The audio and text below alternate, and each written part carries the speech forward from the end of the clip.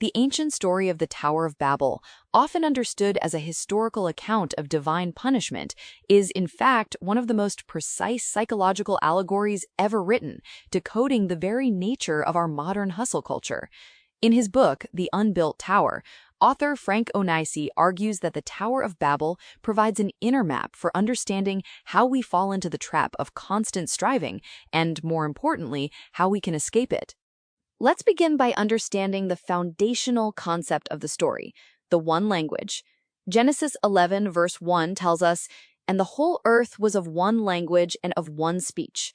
Read inwardly, this describes a state of inner alignment where your conscious intellect, your subconscious feeling, and your actions all speak the same tongue. In this state, manifestation is effortless because there's no internal contradiction or friction.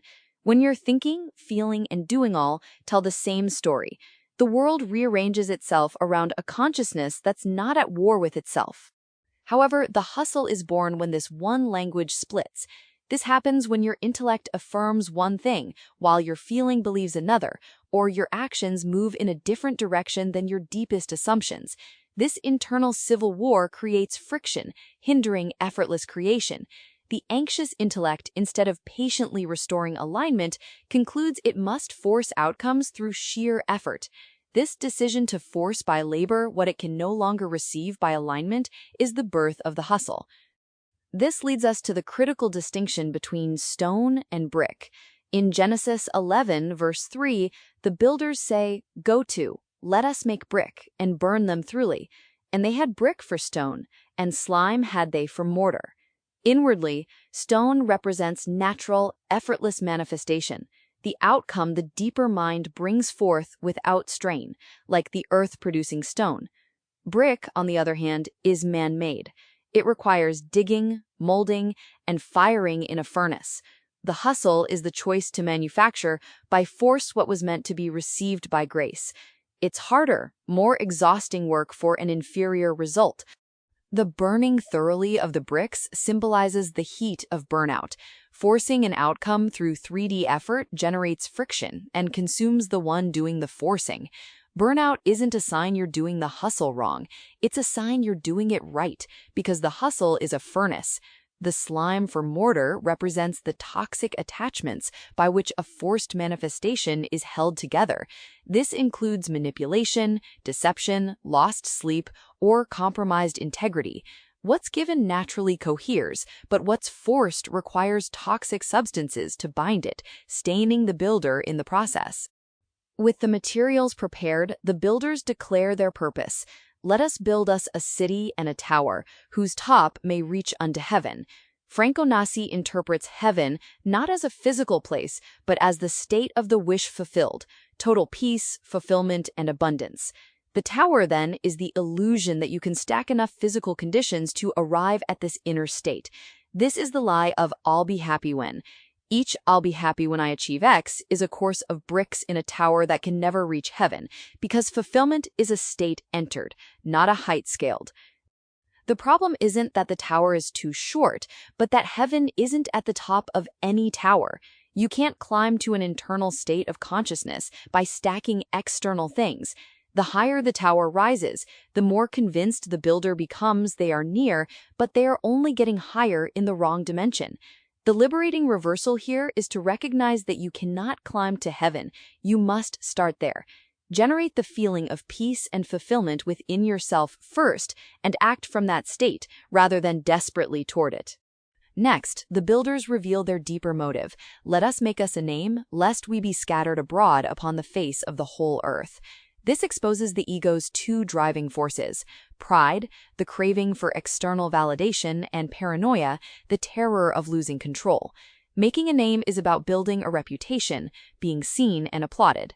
The hustler builds not from joy, but from a desperate need for external affirmation. However, external validation can never supply inner worth. The applause for a name made never truly fills the emptiness, leading to an endless treadmill of seeking more. The fear of being scattered is the ego's paranoia about losing control, about dispersal into uncontrollable depths. The ego hates surrendering control to the unseen and builds rigid structures to maintain a tight grip on reality. Ironically, the scattering is precisely what it needs, as it's a release into the deeper mind's effortless operation. Examining why you're building, whether for joy or for a name and control, is crucial to dissolving the tower. Then comes the reality check. Genesis 11, verse 5 states, "And the Lord came down to see the city and the tower, which the children of men builded." The irony is that the tower, imagined as heaven-scraping, is so puny that the divine must come down just to notice it. Inwardly, the Lord represents the unbreakable laws of the inner universe, particularly that your outer world reflects your inner state. The law cannot be tricked. The reality check is the moment the forcing stops working, the wall you hit where, despite all frantic effort, the manifestation fails to appear, and you remain unfulfilled. This wall isn't a sign to force harder, it's a merciful intervention, a teaching that your method defies the principle of your own mind. When everything you forced suddenly stops working, the wisdom is to yield, not to lay more bricks. The closed door isn't a punishment, but a kindness. It refuses to reward a state that would ultimately destroy you, prompting you to change your inner state rather than persist in pushing harder. The culmination of this self-destructive path is the confusion of tongues. As Genesis 11, verse 7 says, "Go to, let us go down, and there confound their language, that they may not understand one another's speech." This is mental burnout and fragmentation, the shattering of the one language into a chaos of contradictory inner voices.